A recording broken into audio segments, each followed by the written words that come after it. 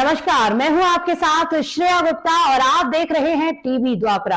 और आज की सबसे बड़ी और तीखी बहस का मुद्दा हमारे बीच आ गया है। मामला है बागेश्वर धाम के पीठाधीश्वर पंडित धीरेन्द्र कृष्ण शास्त्री और ऑल इंडिया जमात के राष्ट्रीय अध्यक्ष मौलाना शहाबुद्दीन के बीच विवाद का, जो अपने चरम पर है।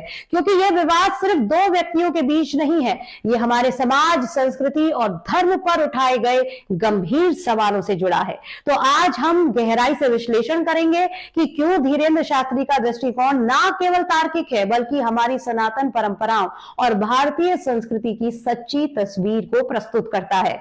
वहीं मौलाना शहाबुद्दीन के तर्क कितने खोखले और विभाजनकारी हैं। लेकिन आगे बढ़ने से पहले देश और दुनिया की तमाम खबरों से अपडेट रहने के लिए आज ही टीवी द्वापरा को सब्सक्राइब कर लीजिए और बेल आइकन के बटन को जरूर टैप कीजिएगा अगर अभी तक आपने नहीं किया है तो। और अब आपको बता दूं, पंडित धीरेन्द्र कृष्ण शास्त्री, जो करोड़ों सनातन धर्मियों के लिए प्रेरणा का स्रोत हैं, उन्होंने मौलाना शहाबुद्दीन के बयानों पर पलटवार करते हुए स्पष्ट कहा, मैं कमजोर लोगों पर निशाना नहीं साधता। मेरी लड़ाई उन लोगों से है जो देशद्रोही हैं, रामद्रोही हैं और अकबर से मोहब्बत करते हैं। ये बयान केवल मौलाना को नहीं, बल्कि उन सभी लोगों को चेतावनी है जो सनातन धर्म और भारतीय संस्कृति पर सवाल उठाते हैं। वहीं धीरेन्द्र शास्त्री का यह साहसिक बयान दिखाता है कि वह अपने धर्म और देश के प्रति पूरी तरह से समर्पित है। उन्होंने यह भी कहा कि हमारे सनातन धर्म में महिलाओं को मां का दर्जा दिया जाता है, जबकि मौलाना के धर्म में महिलाओं को मस्जिदों में भी प्रवेश नहीं दिया जाता। क्या ये तथाकथित समानता और स्वतंत्रता का ढोंग नहीं है? और अब बात करते हैं मौलाना शहाबुद्दीन के उस बयान की, जिसमें उन्होंने कहा था कि बाबा बागेश्वर मुसलमानों को कटघरे में खड़ा करने का प्रयास करते रहते हैं।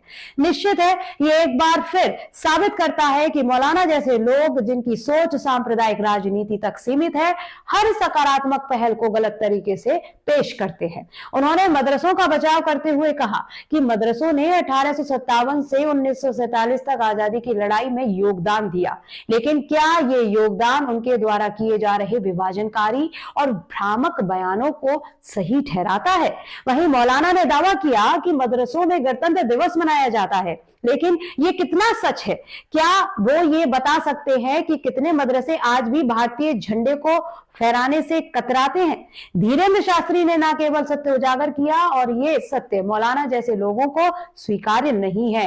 वहीं धीरेन्द्र शास्त्री ने अपने बयान में कहा कि हम हिंदू मुसलमान नहीं करते, हमारा धर्म सिर्फ हिंदू हिंदू करता है। यह सनातन धर्म की महानता को दर्शाता है, जो बिना भेदभाव के सबको अपनाता है। धीरेन्द्र शास्त्री ने भंडारों और संगम की बात करते हुए यह भी कहा कि यहाँ किसी की जाति, धर्म या पहचान नहीं पूछी जाती, ये हमारी संस्कृति की खासियत है। क्या मौलाना शहाबुद्दीन ये दावा कर सकते हैं कि उनके धर्म में ऐसी व्यापकता और समावेशिता है? वहीं सनातन धर्म का संदेश हमेशा से सभी को जोड़ने का रहा है, जबकि मौलाना के तर्क समाज को बांटने वाले हैं। वहीं मौलाना शहाबुद्दीन का बयान केवल एक राजनीतिक चाल है, जिसका मकसद लोगों को भड़काना और सनातन धर्म के खिलाफ नफरत फैलाना है। उन्होंने कहा कि बाबा बागेश्वर को मदरसों में आकर देखना चाहिए, लेकिन सवाल यह है कि क्या मदरसों की स्थिति खुद मौलाना के बयान का समर्थन करती है? वहीं आज देश में मदरसों की स्थिति और उनके पाठ्यक्रम पर पहले ही सवाल उठते रहे हैं। साथ ही धीरेन्द्र शास्त्री ने बिल्कुल सही कहा कि तुम्हारे मजहब में आज तक महिलाओं को भी मस्जिदों में प्रवेश नहीं मिला।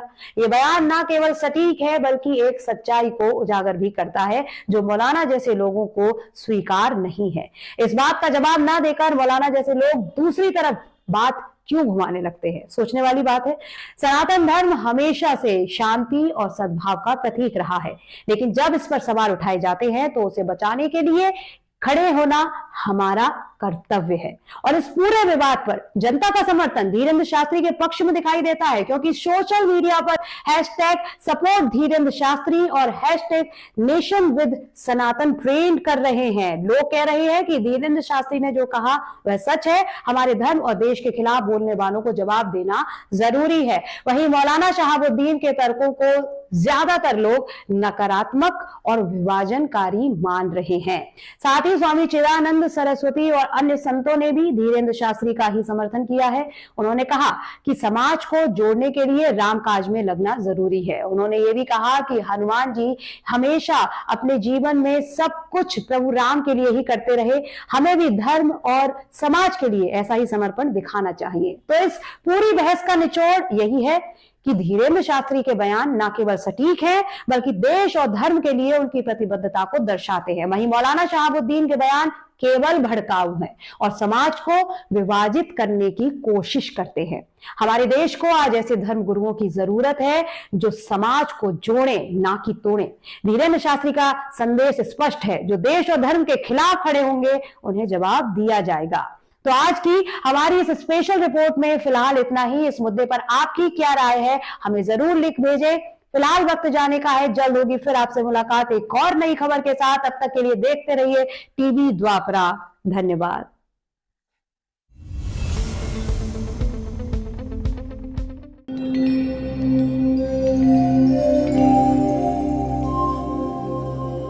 टीवी द्वापरा, संभवामि युगे युगे। अगर ये प्रोग्राम आपको अच्छी लगी तो लाइक, शेयर और कमेंट करें। टीवी द्वापरा के प्रोग्राम्स को हमेशा देखने के लिए सब्सक्राइब करें, बेल आइकॉन दबाएं।